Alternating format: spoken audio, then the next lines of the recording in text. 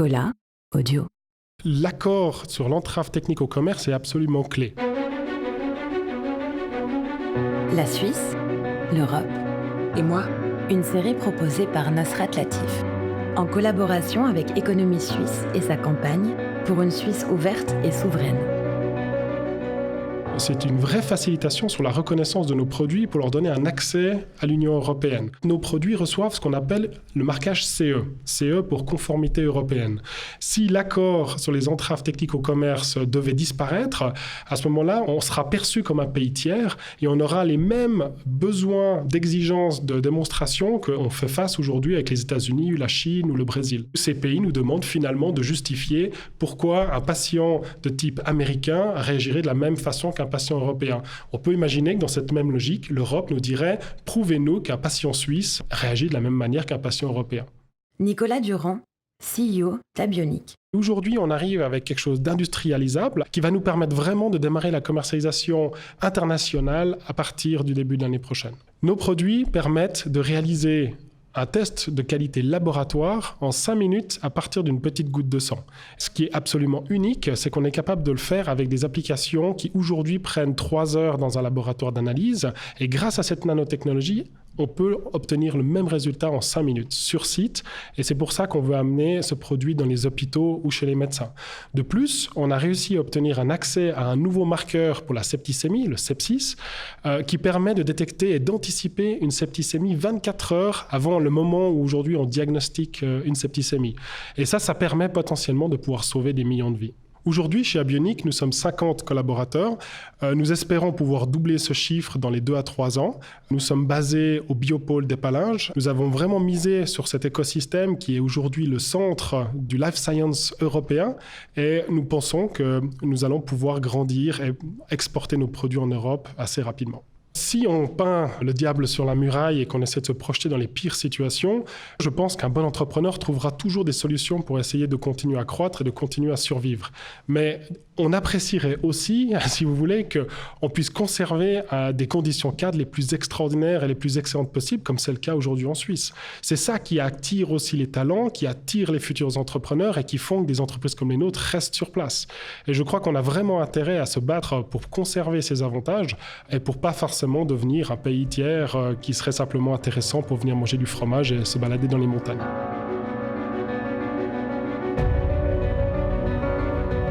Archives.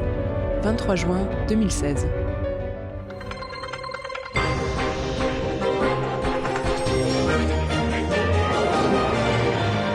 Rester ou partir. In ou out, Brexit or not Brexit, bien sûr, telle est la question. The British people have spoken and the answer is we're out. C'est désormais une certitude. Le Royaume-Uni quitte l'Union européenne. J'ai toujours dénoncé la proximité intellectuelle de la pensée européenne, britannique et suisse, qui date en fait du discours de Churchill du 19 septembre 1946 à Zurich. Gilbert Casasus, professeur en études européennes à l'université de Fribourg. Quand on lit ce discours et quand on le dissèque, on remarque que Churchill dit il y a d'un côté ceux qui ont gagné la guerre, c'est-à-dire les États-Unis et la Grande-Bretagne, puis malheureusement aussi l'Union soviétique avec Staline, et puis il y a tous les perdants. C'est l'Europe continentale et il faut que tous ces perdants créent les États-Unis d'Europe. En fait, il pensait que clairement les États-Unis et la Grande-Bretagne allaient diriger le monde et que ces États-Unis d'Europe allaient être un peu dans un système de vassaux de ces gens-là. Et il disait clairement, nous les Britanniques, avec cette Europe, on n'a rien à faire. Et les Suisses disaient, nous, on n'a pas perdu la guerre non plus, donc on va rien avoir à faire avec cette Europe. Et cette tradition britannique de la pensée européenne existe jusqu'à nos jours.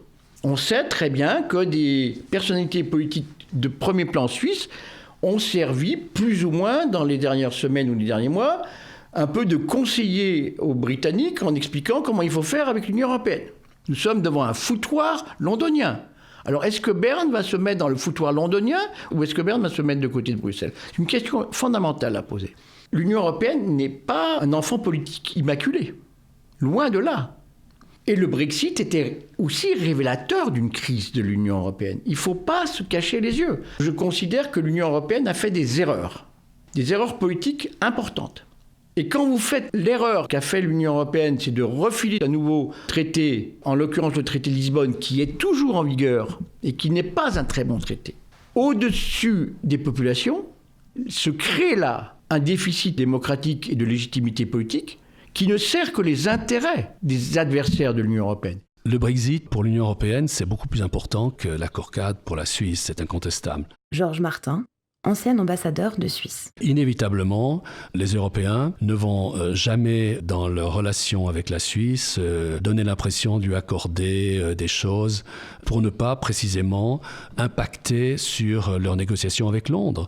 La manière avec laquelle l'Union traitera la Suisse, ce sera immédiatement interprété à Londres, soit comme un encouragement à augmenter les pressions, ou alors soit à comprendre que lorsque Bruxelles dit c'est blanc ou c'est noir, eh ben c'est réellement blanc et réellement noir. Jusqu'à maintenant, on a ce qu'on appelle les bilatérales. Tout le monde ne se rend pas compte que finalement ces bilatérales, c'est comme l'air. C'est l'air que nous respirons continuellement, tous les jours, toutes les secondes, toutes les minutes de notre vie, et on n'y pense pas tout le temps à cet air. Mais il suffirait au fond qu'il diminue ou qu'il devienne nocif, et on s'en rendrait compte tout à fait. Lorsqu'on prend l'avion, lorsqu'on travaille, lorsqu'on va au travail précisément dans une entreprise qui exporte, etc., pratiquement toute notre vie, toutes nos journées sont touchées par ces accords bilatéraux avec l'Union européenne. Il suffit de penser à n'importe quel secteur de nos activités pour avoir un, voire deux accords bilatéraux qui sont concernés. Ces accords bilatéraux, c'est un petit peu comme les traités à l'ancienne. On négocie longtemps, on signe, les parlements ratifient, etc.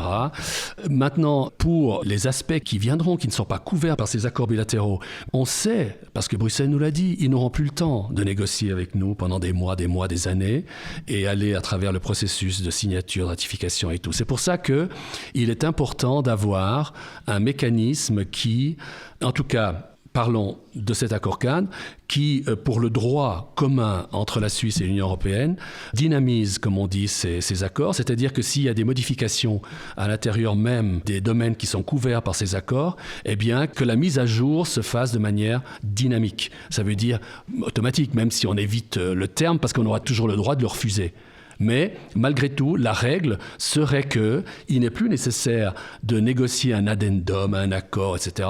Cette mise à jour se ferait de manière dynamique.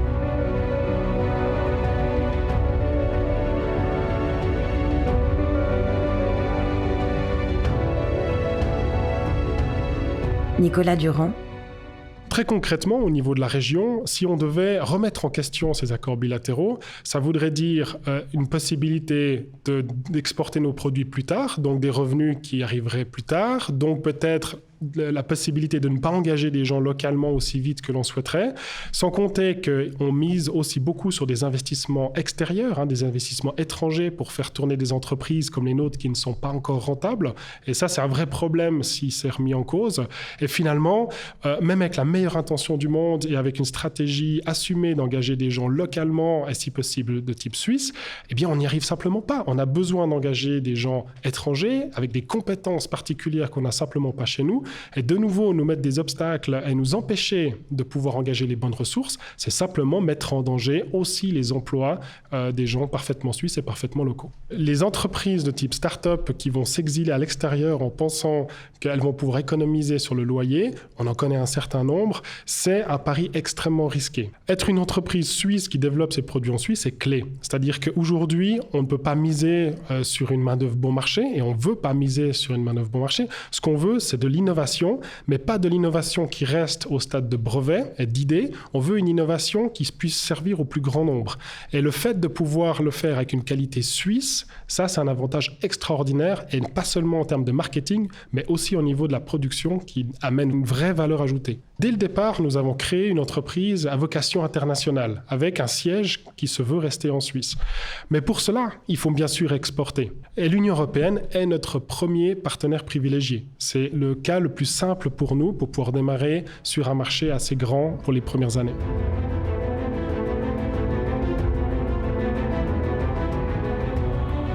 Je crois que la Suisse et l'Union européenne sont des vrais partenaires. Et je crois qu'effectivement, la Suisse a un besoin vital de l'Union européenne et que l'Union européenne apprécie d'avoir la Suisse comme partenaire. Je crois qu'il faut aussi réaliser que l'Union européenne est une union de plusieurs pays, la plupart plus gros que la Suisse, et que donc on ne joue pas dans la même ligne politico-économique. Et il faut simplement accepter de pouvoir aussi avoir des compromis, de donner aussi certains avantages à l'Union européenne pour pouvoir bénéficier de certains avantages de notre côté. En tant qu'entrepreneur, moi je suis toujours pour l'ouverture d'esprit et puis pour l'ouverture vers de nouvelles opportunités. Je pense qu'on est toujours plus fort quand on arrive à réunir les bonnes personnes de manière constructive et à avancer ensemble. La Suisse et l'Europe doivent pouvoir être des partenaires solides et puis avoir des accords qui nous permettent de conserver une économie forte.